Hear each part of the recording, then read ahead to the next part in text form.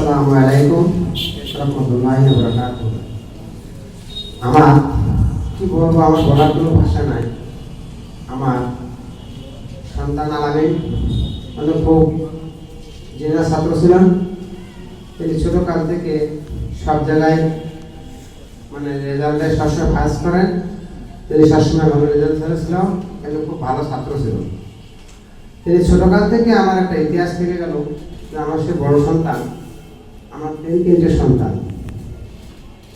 তিনি লেখাপড়া করতেন।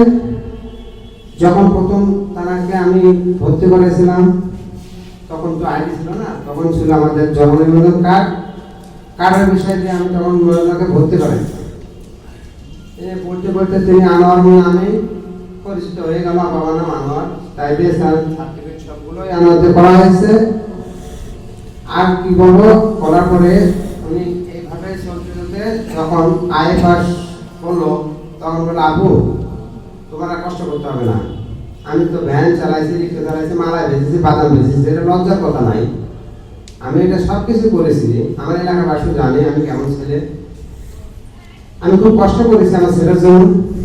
তারপরও আমার ছেলে পড়তে পড়তে বললো, আপু তোমার কষ্ট করতে হবে না, আমি টিউশনি করছি আর পড়ালেখা করছি, এর ভিতরে তোমাকে আর ভ্যান রিক্সা চালাতে হবে না। মানুষ আমাকে মানুষ ডাকছে না, তোমার আপু ভ্যান চালায়, এই চালায়, আমার কেমন একটা লাগে, তুমি আর চালাই না।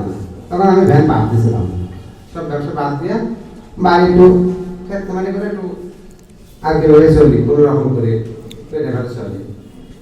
তারপরে তিনি যখন বিএ পাস করলো, বিএ পাস করার পরে একটা চাকরির জন্য আবেদন করা হয়েছিল আমাদের চেয়ারম্যানের কাছে, উপজেলা চেয়ারম্যান। তিনি একটা কথা বলছে যে আমার ছিপিতে কোনো চাকরি নাই। তিনি একটা কথা বলছে যে আমার ছিপিতে কোনো চাকরি নাই। আমি 16 বছর এই ক্ষমতায় সরকার থাকাকালীন আমি একদিন পরিচিত হয়ে আমি এত গরিব মানুষ, কিন্তু আমি কোনো একটা অনুদান পাইনি। বলি হাতে বলতে পারবো আমি একটা অনুদান পাইনি, কিন্তু তারপরও আমার সন্তানের মাস্টারের চাকরির জন্য আবেদন করছিলাম। তিনি বলছে যে আমার ছিপিতে কোনো চাকরি নাই। আমার ছেলে বলছে, আপনি থাক দরকার নেই, আমাদের যদি আলাদা করে থাকে তো একটা আমার চাকরি হয়ে যাবে। তাহলে উনি আবার মাস্টার্স পড়া শুরু করলো। মাস্টার্স এই বছরে 25 সালে শেষ হওয়ার কথা। তিনি ছোটখাটো একটা চাকরি পাইছিলেন বরিশাল। পাওয়ার পরে সে বলছে, আপু যাই কোনো রকম আমার পেট চলবে দিয়ে আর আমি টুকটাক লেখাপড়া করবো বরিশালে, কলেজে শেষ করবো। আলহামদুলিল্লাহ শুনে খুব খুশি হলাম। যখন আন্দোলনে শুরু হলো তখন উনি আন্দোলনে যায় আসে, তো বলে আপু আজকে গেছি। তা আন্দোলন থেকে আসলাম, আসার পরে তিনি হঠাৎ করে যেদিকে 5 আগস্ট আর তো পরিচয় 3-4 দিনের মধ্যে কোনো পরিচয় নাই, 3 তারিখে থেকে কোনো সাথে পরিচয় নাই। 5 আগস্টে আমি আনন্দের জন্য সরকার পতন হয়েছে, আমরা মিছিল করে বলছি, হঠাৎ করে আমাকে ফোন আসছে, তোমার ছেলে পুড়ে মারা যাচ্ছে, ঠিক আছে তুমি আসো। তখন কি আর মাথা ঠিক থাকে বাপে? আর বলছে, আপু তোমাদের কষ্ট করতে না, আমার মাথার বোঝা ছিল, সাথে ছিল আমার মাথার, আমার সন্তান বড় সন্তান আমার মাথার সাথে ছিল।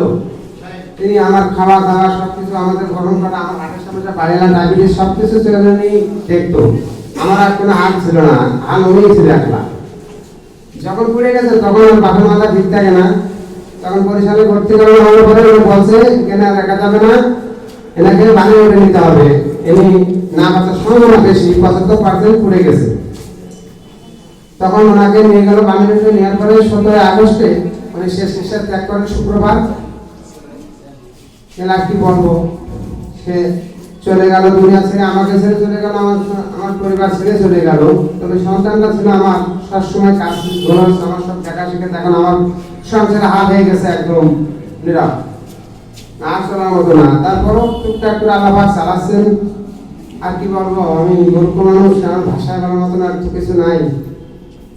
আপনারা সবাই দোয়া করবেন আমার সন্তানের জন্য, আমার জন্য দোয়া করবেন। আসসালামু আলাইকুম।